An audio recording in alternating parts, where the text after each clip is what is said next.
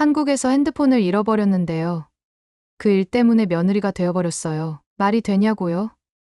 근데 이게 제 인생에서 가장 기묘하고 가장 아름다웠던 이야기예요. 안녕하세요.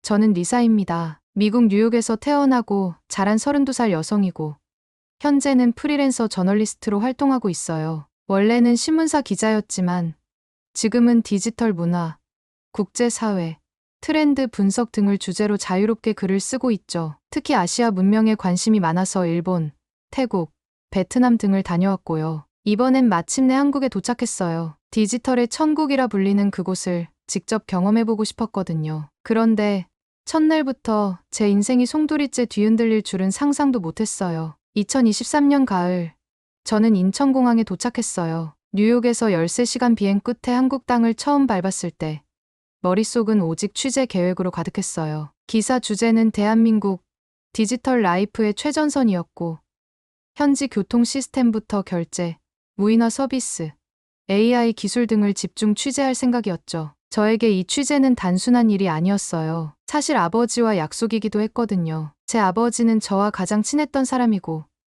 유일하게 제 글을 매번 꼼꼼히 읽어주는 분이셨어요. 여행을 다니며 글을 쓸 때마다 아버지에게 사진을 보내드리는 게 저희 둘의 소중한 의식이었어요. 그런데 1년 전 갑작스런 심장마비로 돌아가셨어요. 그 후로 저는 아버지가 생전에 보셨던 마지막 사진과 메시지를 제 핸드폰에 고이 간직하고 있었습니다. 일부러 백업도 안 했어요. 핸드폰 속의 그 사진, 그 음성 메시지, 그게 아버지의 마지막 숨결처럼 느껴졌거든요. 그 핸드폰을 제가 한국에 도착하자마자 잃어버렸습니다. 잠깐 여러분 그거 아세요? 여러분의 구독, 좋아요, 알림 설정은 저에게 가장 큰 힘이 됩니다. 클릭 한 번으로 제게 큰 힘을 주시길 바라요. 공항버스를 타고 서울 시내로 이동하던 중 취재 노트를 정리하느라 정신이 없었어요. 기사 아이디어를 음성 메모로 녹음하고 아버지의 사진을 한번 보고 다시 메일을 확인하다가 그만 핸드폰을 버스 좌석에 두고 내린 거예요. 내리자마자 뭔가 허전해서 손을 더듬었는데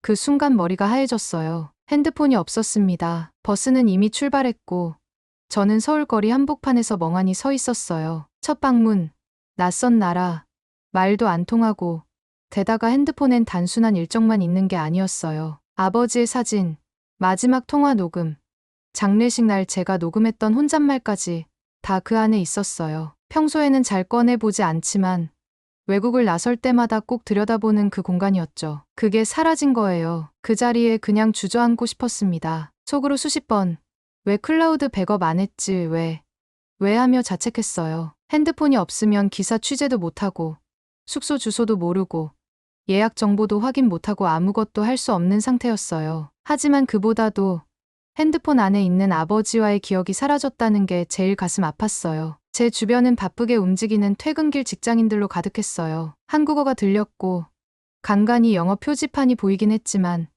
누구에게 도움을 청해야 할지조차 몰랐어요. 갑자기 울컥했어요. 진짜 눈물이 나더라고요. 미국에서 수많은 도시를 혼자 다녀봤지만 이렇게 무력감을 느낀 건 처음이었어요. 그냥 제가 너무 작게 느껴졌어요. 너무 외로웠어요. 그때였어요. 제 앞에 한 남자가 멈춰 섰습니다. Excuse me.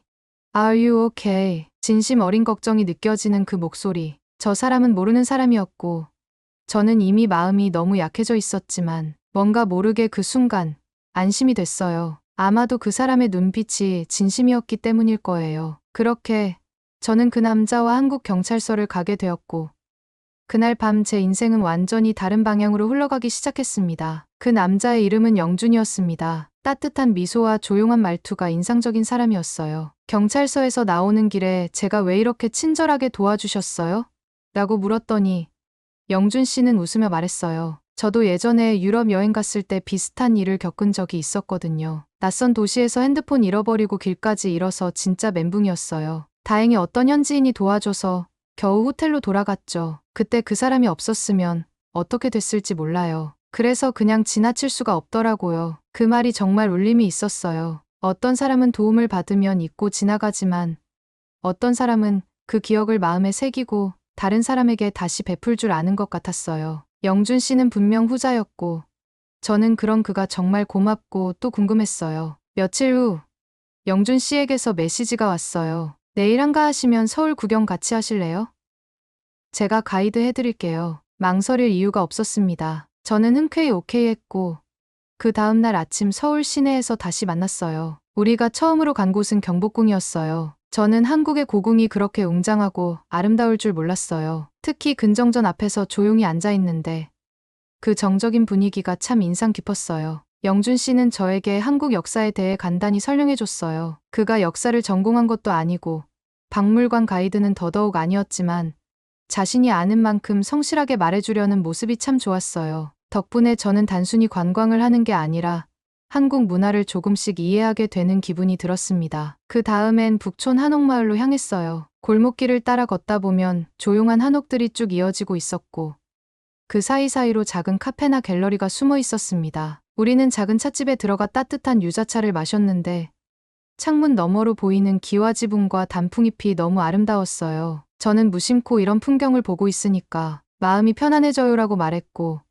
영준 씨는 조용히 웃으며 서울도 이런 모습이 있다는 걸 외국인들이 잘 모르죠. 보여드릴 수 있어서 기뻐요라고 말했습니다. 그날 오후엔 홍대로 향했어요. 분위기는 북촌과는 정반대였죠. 거리 공연, 젊은 사람들, 스트리트 패션, 노점상, 활기찬 에너지가 넘치는 곳이었어요. 영준 씨는 여기 오면 가야 하는 떡볶이집이 있어요라며 저를 한 포장마차로 이끌었어요. 그곳에서 먹은 매콤한 떡볶이와 튀김은 진짜 충격이었어요. 제가 놀라며 이거 진짜 맛있어요 했더니 그는 웃으며 매워도 멈출 수 없죠 라고 말했어요. 그는 제 표정을 보는 걸 즐기는 듯했어요. 그날 하루 제 표정은 수십 번이나 감탄으로 물들었거든요. 저는 취재 겸 여행 중이었기 때문에 디지털 한국에 관한 질문을 계속했어요. 그러면 영준 씨는 정말 진지하게 대답해줬습니다. 예를 들어 요즘 회사에서 무인 카페 시스템을 테스트 중이에요. 손님이 들어오면 로봇이 주문받고 음료도 만들어주는 구조죠. 사람 인건비보다 효율이 좋거든요라며 생생한 현장 이야기를 해줬어요. 또 배달앱 얘기를 하며 이 앱 하나면 하루 세 끼가 해결돼요. 김밥부터 스테이크까지 뭐든지 20분 안에 도착하죠라고 했는데 저는 실제로 체험해보고 너무 놀랐어요. 우리는 그런 기술 이야기뿐 아니라 아주 사소한 것들도 함께 나눴어요. 카페에서 앉아 한국인들의 말투나 제스처를 관찰하면서 이 표현은 어떤 뉘앙스예요?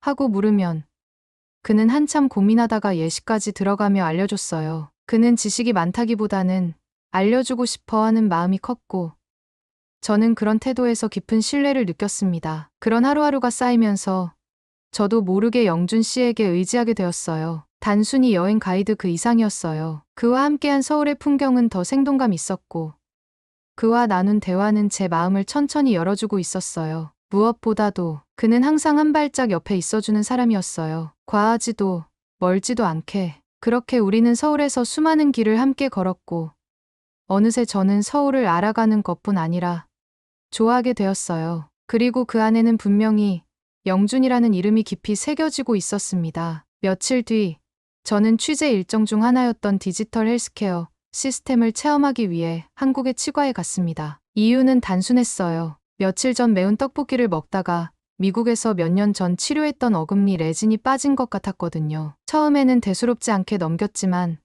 점점 시린 느낌이 심해져서 결국 병원을 찾기로 했어요. 영준 씨에게 치과 추천을 부탁했더니 제가 다니는데 괜찮아요. 좀 작긴 한데 깔끔하고 빠르거든요. 영어는 잘 안 통하겠지만 제가 옆에 있을게요라며 함께 가자고 했습니다. 병원은 강남의 작은 건물 안에 있었지만 내부는 놀라울 정도로 첨단 시스템이 잘 갖춰져 있었습니다. 무인 키오스크로 접수하고 3DD 구강 스캔으로 진단받고 실시간 모니터로 제 치아를 함께 보면서 설명도 들었어요. 진료 속도는 빠르고 의사와 간호사 모두 친절했고 무엇보다 치료비가 미국의 5분의 1 수준이라 놀랐어요. 치료를 마치고 나오는 길에 저는 진심으로 말했어요. 이런 시스템을 미국에서 도입하면 대박 날 것 같아요. 영준 씨는 웃으며 그럼 리사 씨가 기사로 잘 써보세요. 전 세계가 한국처럼 되도록이라고 농담처럼 말했지만 왠지 모르게 그 말이 따뜻하게 들렸습니다. 그런데 치과를 나오면서부터 저는 묘한 감정에 휘말렸어요. 왜 이렇게까지 잘해주지? 라는 생각이 들었어요. 처음부터 그는 한결같이 제게 정성을 다했지만 저는 여전히 이 관계가 정확히 무엇인지 잘 모르겠다는 느낌이었어요. 좋은 사람이라는 건 분명했고 제가 그와 함께 있을 때 기분이 좋다는 것도 알고 있었지만 그 이상을 말할 수는 없었어요. 조심스럽고 어쩌면 겁이 났던 걸지도 몰라요. 며칠 후 영준 씨가 조심스럽게 물었어요. 이번 주말에 어머니 생신이에요. 가족들이 모이거든요. 그냥 외국인 친구로 가볍게 식사 자리에 오시면 어떨까요? 어머니가 외국 문화에 관심이 많으셔서 리사 씨 만나면 좋아하실 것 같아서요. 순간 저는 당황했어요. 연인이 아닌데 부모님을?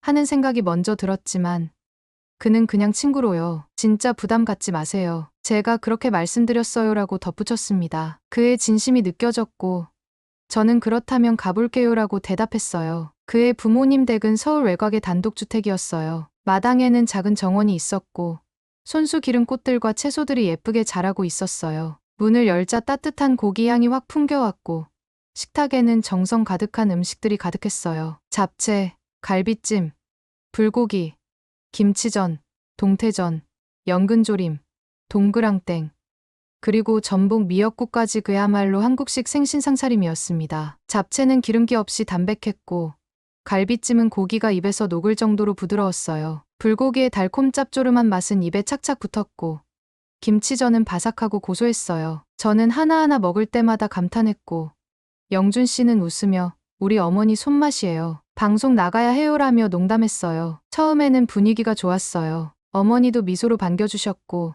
아버지는 조용히 인사하셨지만 따뜻한 눈빛이 느껴졌습니다. 문제는 대화였습니다. 제가 한국어를 거의 못했고 부모님은 영어를 하지 못하셨어요. 다행히 영준 씨가 옆에서 통역을 해주었어요. 어머니가 한국어로 말하면 그는 자연스럽게 영어로 옮겨줬고 제가 말하면 다시 부모님께 전달했어요. 식사가 어느 정도 끝나갈 무렵 어머니가 조용히 말을 꺼내셨고 영준 씨가 번역해 주었어요. 어머니가 물어보세요. 리사 씨는 한국에서 계속 지낼 계획이 있으신지. 순간 저는 긴장했어요. 그 말 속에 담긴 의미가 단순한 호기심인지 아니면 걱정인지 분간하기 어려웠거든요. 저는 차분히 아직은 정확히 모르겠어요. 일이 어떻게 될지에 따라 달라질 것 같아요라고 대답했고 영준 씨가 그대로 전해줬어요. 그 말을 들은 어머니의 표정은 복잡했어요. 억지로 미소 지으셨지만 눈빛은 살짝 흔들렸습니다. 그 분위기를 느낀 저는 마음 한켠이 시려졌어요. 나를 외국인 친구로 초대했지만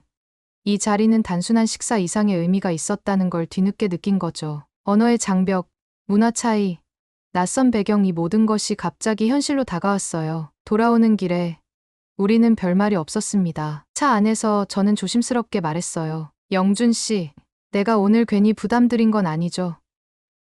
그는 조용히 고개를 저으며 말했어요. 아니에요. 오히려 고마워요. 사실 엄마는 원래 외국인에 대해 걱정이 많으세요. 문화도 다르고 말도 안 통하니까. 그런데 저는 리사 씨가 그런 걸 넘어서 줄 수 있을 거라고 생각해요. 그의 말은 진심이 느껴졌지만 동시에 저에게 무게로 다가왔어요. 나 하나만의 마음으로 되는 게 아닐 수도 있다는 불안감. 그래서 그날 이후 저는 일부러 조금 거리를 두게 되었어요. 마음이 없는 건 아니었지만 괜히 더 가까워졌다가 상처받을까봐 미리 벽을 만들고 싶었던 것 같아요. 하지만 인연이라는 건 그렇게 간단히 끊어지지 않는다는 걸 저는 곧 다시 깨닫게 되었어요. 며칠 동안 영준 씨와 연락을 하지 않았습니다. 일부러 멀리한 건 아니었지만 그날 이후 제 감정이 복잡하게 얽혀있던 탓이었어요. 저는 내가 느끼는 설렘과 동시에 따라오는 두려움을 마주할 용기가 아직 없었던 것 같아요. 하지만 어느 날 숙소 프론트 데스크에서 택배 왔어요 라는 말을 들었고 작은 상자 안에는 손수건과 한국인의 마음이라는 책,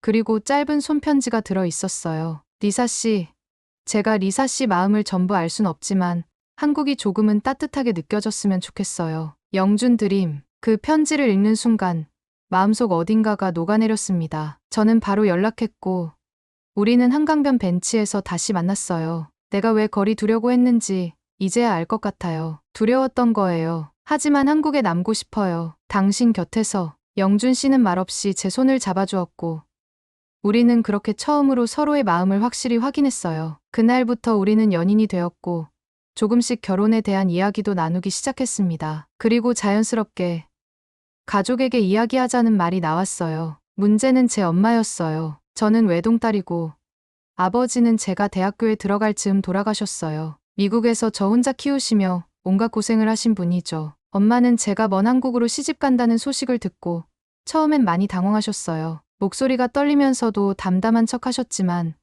그 밑바닥엔 서운함과 걱정이 묻어났습니다. 리사, 너 정말 그 사람 믿을 수 있어? 한국에서 잘 적응할 수 있을까? 나랑 이렇게 멀어져도 괜찮겠어? 엄마, 나 혼자 결정하는 거 아니야. 영준도 엄마께 인사드리고 싶대. 직접 이야기 나눠보면 이해하실 수 있을 거야. 영준 씨는 미국행 비행기를 바로 예약했습니다. 영어가 유창한 편은 아니었지만 통역 없이 자기 말로 직접 이야기하겠다며 준비를 철저히 했어요. 어머니가 좋아하는 꽃과 직접 쓴 편지, 그리고 손으로 만든 작은 수제 디저트를 선물로 들고 엄마 앞에 섰습니다. 엄마는 긴장한 듯 했지만 그의 진지한 태도를 보고 마음을 조금씩 열기 시작했어요. 파커 여사님, 저는 먼 나라에서 온 그저 한 남자일 뿐입니다. 하지만 저는 리사를 사랑합니다. 리사가 안전하고 행복하며 존중받으며 살 수 있도록 최선을 다하겠습니다. 어머니를 대신할 순 없지만 그녀 곁에서 언제나 함께하겠습니다. 그 말은 유창한 영어가 아니었지만 엄마는 조용히 고개를 끄덕였고 눈시울이 붉어졌습니다. 그날 밤 엄마는 제 방에 와서 조용히 말했어요. 그 사람 괜찮더라. 너를 진심으로 아끼는 게 느껴졌어. 나야 외로울 수 있지만 너의 행복이 제일 중요하지. 한국에 가더라도 가끔은 엄마 보러 와줄 수 있겠지? 저는 엄마를 꼭 안았어요. 당연하지, 엄마.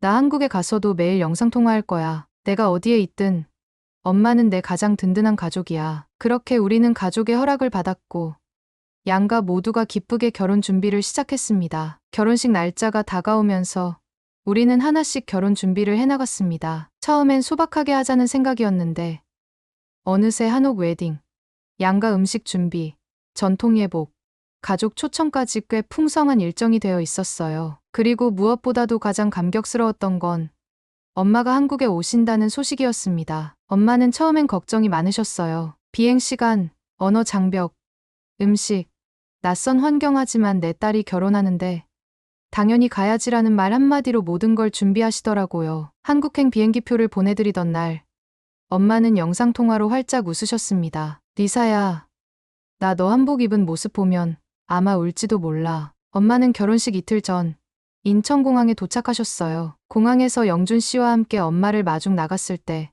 엄마는 저를 보자마자 꼭 안아주셨습니다. 와, 진짜 한국이네. 너 여기서 이렇게 살아왔구나. 그 말에는 놀라움도 안도도 조금의 외로움도 섞여 있었어요. 영준 씨는 엄마의 첫 한국 방문을 위해 직접 여행 일정을 짜줬습니다. 어디를 갈지 저도 몰랐기에 기대 반 걱정 반으로 그를 믿었어요. 그런데 첫날 우리가 도착한 곳은 서울의 을지로였습니다. 골목마다 간판이 촘촘히 붙어 있고 오래된 간판 사이로 감각적인 카페와 공방이 숨어 있는 곳. 엄마는 골목을 따라 걷다가 이런 곳은 영화 세트장 같아 라며 연신 카메라 셔터를 눌렀어요. 특히 낡은 철문을 밀고 들어간 어느 레트로 감성의 카페에서는 벽면 가득한 타자기와 필름 카메라, 그리고 감미로운 재즈 음악에 푹 빠지셨어요. 엄마는 창가 자리에 앉아 커피를 한 모금 마시고는 말했어요. 이 카페, 뉴욕 브루클린에서도 통할 것 같아. 그 한마디에 영준 씨는 뿌듯한 표정을 감추지 못했어요. 다음 날엔 서울에서 조금 벗어나 강화도로 향했어요. 도심과는 전혀 다른 풍경이 펼쳐졌죠. 논밭과 바다가 어우러진 풍경을 지나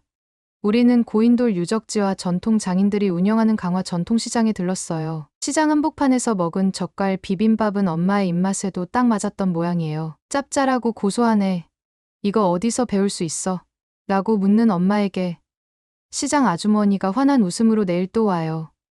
내가 직접 알려줄게라고 하시더라고요. 오후에는 조용한 해안길을 따라 드라이브를 했어요. 해질 무렵 만이산 인근에 위치한 정수사라는 작은 사찰에 들렀는데 그곳은 사람도 거의 없고 바람 소리만 들렸어요. 고요한 경내를 걷던 엄마는 두 손을 모으고 아주 천천히 한 바퀴를 돌았어요. 리사야, 이런 곳은 마음이 씻기는 것 같아. 뉴욕에선 이런 침묵을 사는데도 돈이 들잖니. 마지막 날은 서울 성북동의 조용한 언덕길을 따라 올라가 정릉동 책방 거리에 도착했어요. 그곳은 작고 특색 있는 독립서점과 갤러리가 모여있는 거리였고 우리는 한 서점에서 열린 한글 캘리그래피 워크숍에 우연히 참가하게 됐습니다. 엄마는 붓펜을 들고 어색하게 사랑이라는 단어를 써보시더니 그것을 조심스럽게 접어 가방 안에 넣으셨어요. 내가 한국어로 쓴 첫 단어야. 리사를 위한 거니까 기억하고 싶어. 그 순간 저는 울컥했어요. 이방인이었던 엄마가 낯선 땅에서 제 삶의 일부를 천천히 이해하고 받아들이고 있다는 걸 느꼈거든요. 그리고 영준 씨가 그 모든 여정을 조용히 옆에서 이끌어주고 있었어요. 이렇게 우리 셋은 단순한 관광이 아니라 감정을 나누는 여행을 했고, 그 기억은 결혼식만큼이나 평생 간직될 장면들이 되었습니다. 결혼식 전날 밤, 저는 엄마와 함께 같은 방에서 잤어요. 어릴 적 이후로 처음이었습니다. 한쪽에 펼쳐놓은 제 웨딩 한복을 바라보며 우리는 마주 누워 이런저런 이야기를 나눴어요. 처음엔 가볍게 한국에서 있었던 일들을 이야기했지만 어느새 대화는 조금씩 깊어졌습니다. 엄마, 나 솔직히 처음엔 무서웠어. 한국에서 살 수 있을까? 낯선 환경에서 혼자일까봐. 근데 영준 씨가 있었고 엄마가 나 믿어줬잖아. 엄마는 조용히 제 손을 꼭 잡으셨어요. 너 어릴 때부터 뭐든 혼자 잘했잖아. 근데 그게 항상 마음 아팠어. 내가 너한테 너무 많은 걸 맡긴 건 아닐까. 항상 미안했지. 저는 말없이 고개를 저었어요. 엄마, 나 그렇게 느낀 적 없어. 오히려 내가 엄마 딸이어서 자립심 강한 여자가 될 수 있었던 것 같아. 그 순간 우리 둘 다 말없이 눈물을 흘렸어요. 말하지 않아도 알 수 있는 감정들이 오랜만에 서로를 감쌌고, 그 밤은 우리가 다시 엄마와 딸로서, 여자로서 인생의 고비를 함께 넘는 밤이었습니다. 그리고 다음 날 결혼식장으로 향하는 길, 엄마는 제 손을 꼭 잡고 말했어요. 가서 울지 마. 내가 너무 예뻐서 엄마가 울면 민망하잖아. 엄마 먼저 울 것 같은데요. 나도. 그렇게 웃고 떠들며 도착한 한옥 웨딩홀엔 햇살이 은은하게 퍼지고 있었습니다. 전통 홀레복을 입은 영준 씨가 제 앞에 서 있었고, 어머니는 환하게 웃으며 자리에 앉아 계셨어요. 제 엄마는 한복을 곱게 차려입고 누가 봐도 한국 분위기에 딱 어울리는 우아한 여성처럼 보였어요. 저는 그 모습을 보며 마음속으로 외쳤어요. 엄마, 나 이렇게 잘 살고 있어요. 이제 진짜 시작이에요. 그날 우리는 서로에게 가장 큰 약속을 했고, 두 가족은 하나가 되었습니다. 그리고 지금 서울 외곽의 작은 북카페에서 저는 매일 아침을 열고 있어요. 영준 씨는 늘 한 걸음 앞에서 나를 기다려주고, 엄마는 뉴욕에서 손님처럼 한국 생활을 응원해주고 계십니다. 우리 카페 이름은 잃은 것, 얻은 것이에요. 핸드폰을 잃어버렸지만 사랑을 얻었고, 가족을 얻었고, 잊지 못할 엄마와의 추억도 얻게 되었으니까요. 그리고 오늘도 조용히 혼잣말합니다. 아빠, 엄마, 나 진짜 행복해요. 오늘의 이야기는 여기까지입니다. 오늘의 사연이 마음에 드셨다면 구독, 좋아요 부탁드리겠습니다. 소중한 시간, 긴 이야기 끝까지 들어주셔서 진심으로 감사합니다. 앞으로도 더 좋은 사연으로 여러분을 찾아오겠습니다. 시청해 주셔서 감사합니다.